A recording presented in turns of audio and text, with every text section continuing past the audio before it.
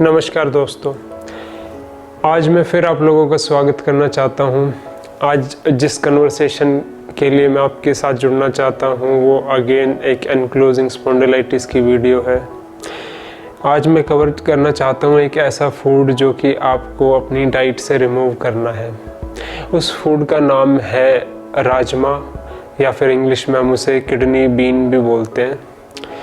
उसकी हम सब्जी बना के या सैलड में स्प्राउट्स की तरह हम उसको यूज़ करते हैं।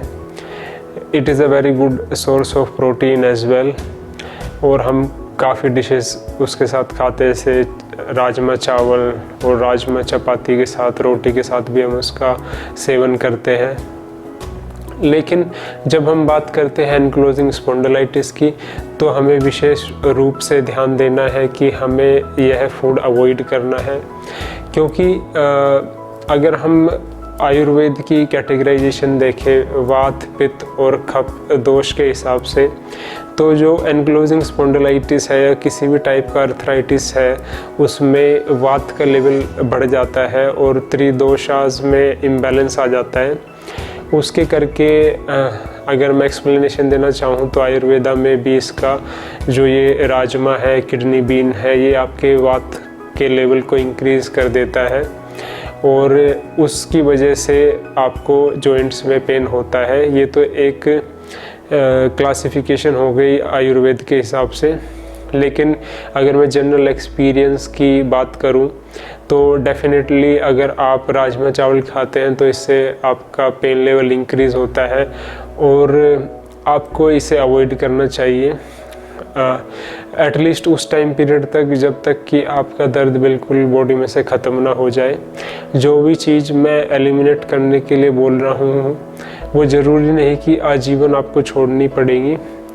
उनमें से ये चीज़ तब तक करनी है जब तक आपका जो पेन लेवल है वो बिल्कुल ख़त्म ना हो जाए, ESR लेवल कंट्रोल में आ जाए और आपका CRP लेवल कंट्रोल में आ जाए। उसके बाद मैं बताऊंगा कि कैसे आप उन चीज़ों को प्रोग्रेसिवली अपनी डाइट में लेके आ सकते हैं। तो एक तो ये बात हो गई।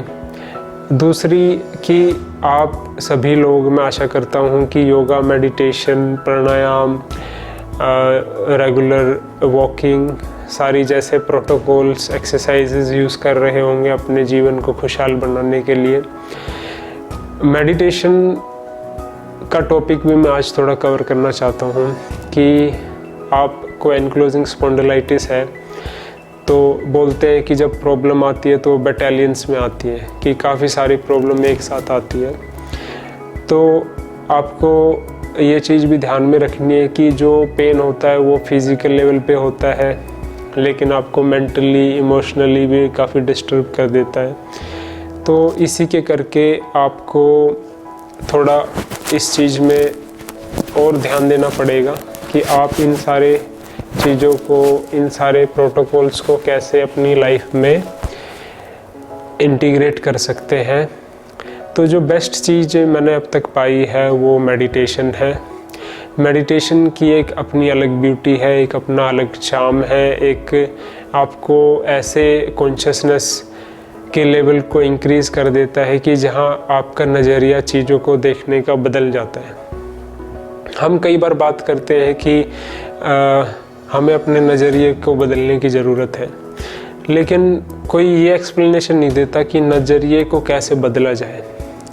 एक्चुअली हम सभी लोग को थोड़ा जीवन को और सेंसिटिव वे में जीना चाहिए।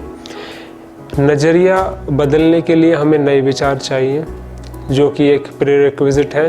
दूसरी चीज़, विचारों का एक्सेप्टेंस आपके अंदर होना चाहिए, और वो एक्सेप्टेंस कैसे आएगा उसके विषय में भी हम अभी बात करेंगे।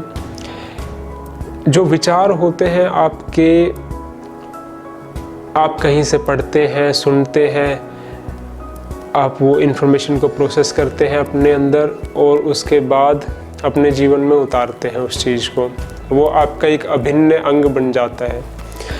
तो इम्पोर्टेंट है कि आप उन चीज़ों को एब्जॉर्ब करें।